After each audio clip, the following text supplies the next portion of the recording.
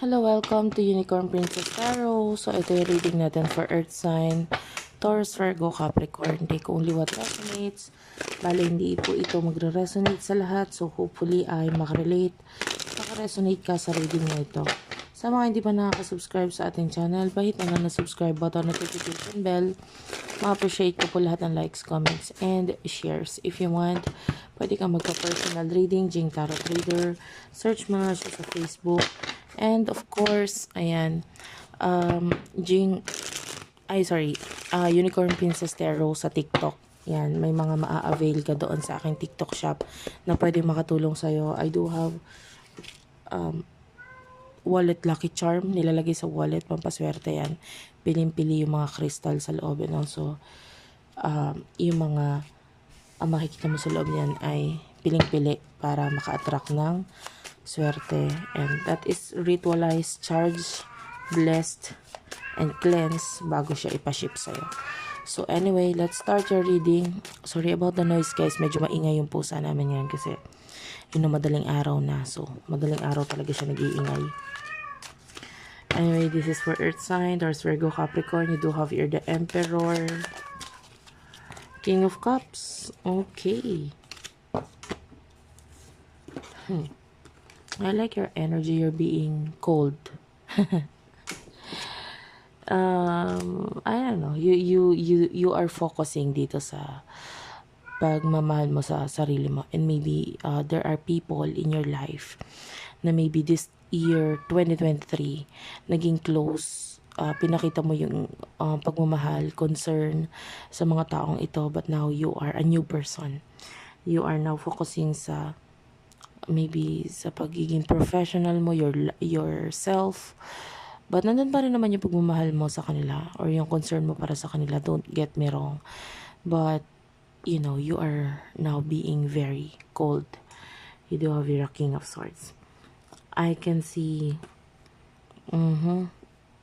communication with the past people or past person sa buhay mo, and I can see malaking pagbabago itong 2024 para sa'yo. And I don't know, you're working on yourself. I can see a lot of challenges, na yung mga challenges na yun magiging parang to make yourself better. And then yung mga taong ito na mga kasama or katulong dito sa paggawa nitong pagcha-challenge. Like it's a friendly kind of challenge for you. And tell me more.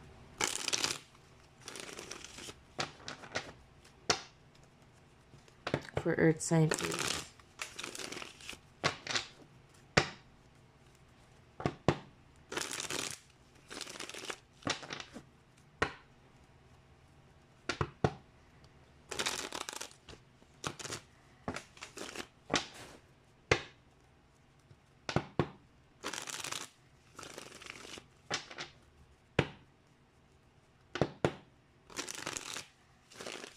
Thank you, Spirit Guides, Angel Guides, for Earth sign, please.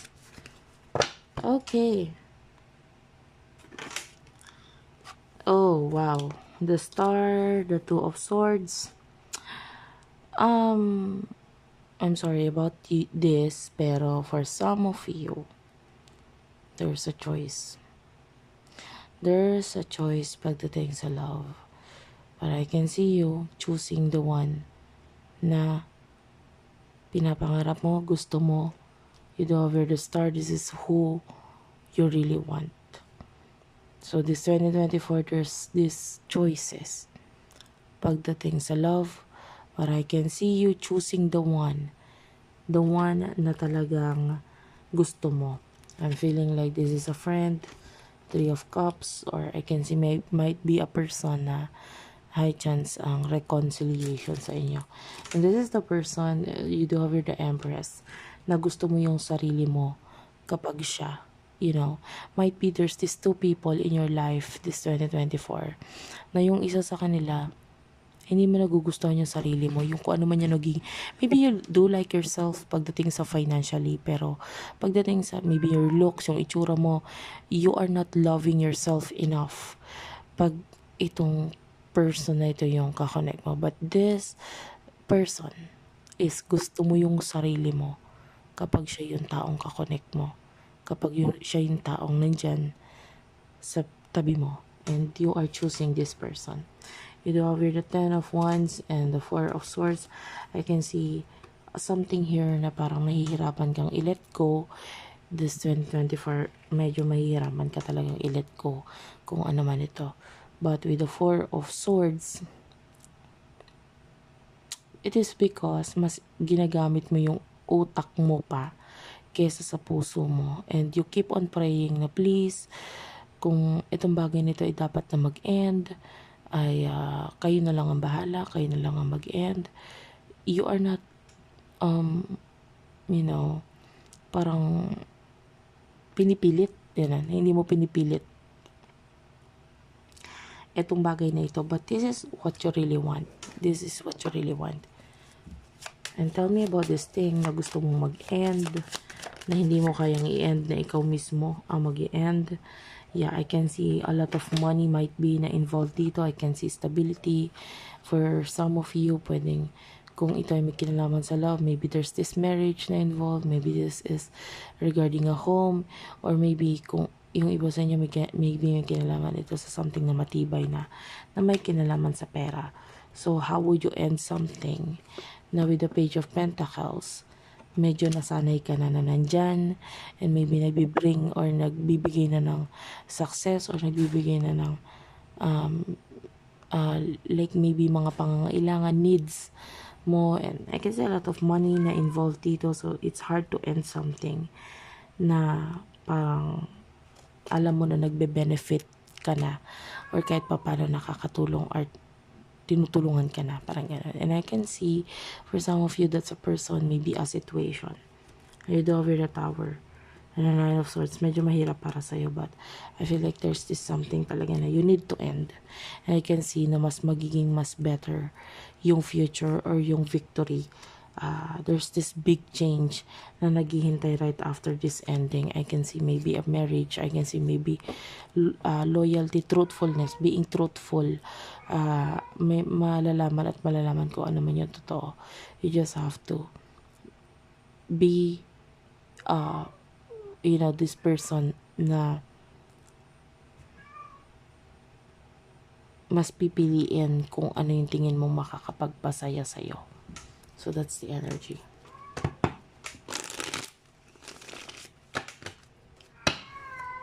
For Earth sign, please.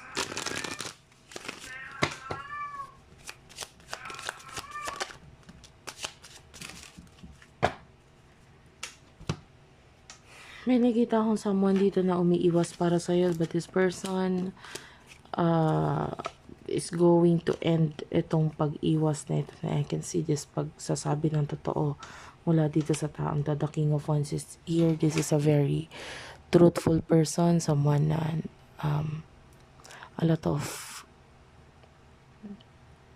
struggle. Parang nahirapan na siya eh. Hindi niya na kayang umiwas. Hindi niya na kayang umiwas. Hindi niya na kayang lumayo. Gusto niya na ng pagbabago.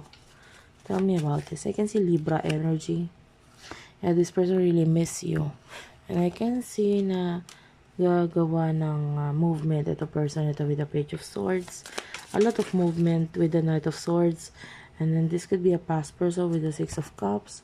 And ito person na ito is, gagawa talaga siya ng malaking pagbabago dito sa connection na ito. This is a past person. Tell me about this malaking pagbabago na gagawin niya.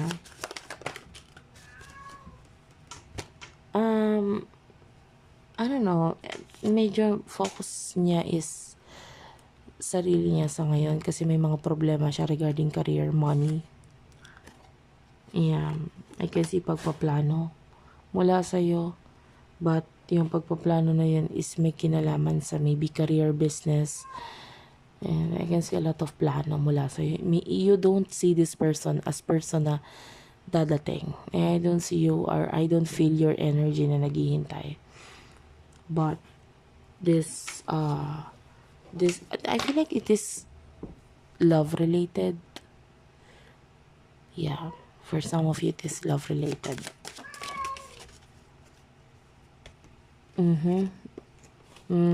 Yeah.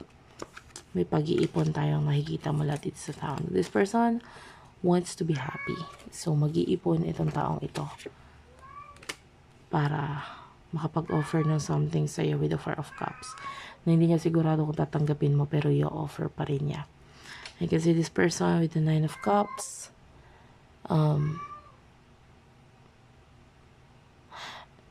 I feel like this is your energy na parang marami kang options. Especially sa career, I can see a lot of accomplishment, achievements. You know? And you will be happy soon sa kung ano yung makikita mo sa pera mo, sa bank account mo. Most importantly, yung bangko mo. Magugulat ka na lang, matutuwa ka na lang sa nakikita mo. Maybe magugustuhan mo yung value or yung numbers na makikita mo doon. You know, I can see a lot of increase financially for you. Yeah, and someone here is going to take a risk. Hindi dahil nakita niya, dahil maaaring hindi mo naman sinasabi kung ano yung mga patungkol sa pera na meron ka. But anyway, I can see a lot of changes mula dito sa taong to.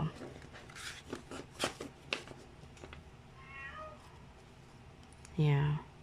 Thank you for watching, guys. I love you all. Sana nakarelate ka, nakaresonate ka. Please do like and subscribe to our channel, Unicorn Princess, Terong Madam PTV, Virgo Philippines, Tapitapon TV, Water Sign Philippines, Madam P Vlogs, Libra Philippines. I love you all. And ipapaalala ko lang ulit, guys, if you want to avail, we do have here wallet Lucky Charm. Lagay mo to sa wallet mo para maka-attract ng swerte and prosperity, wealth, and luck for you. Good luck. Thank you for watching, and bye-bye.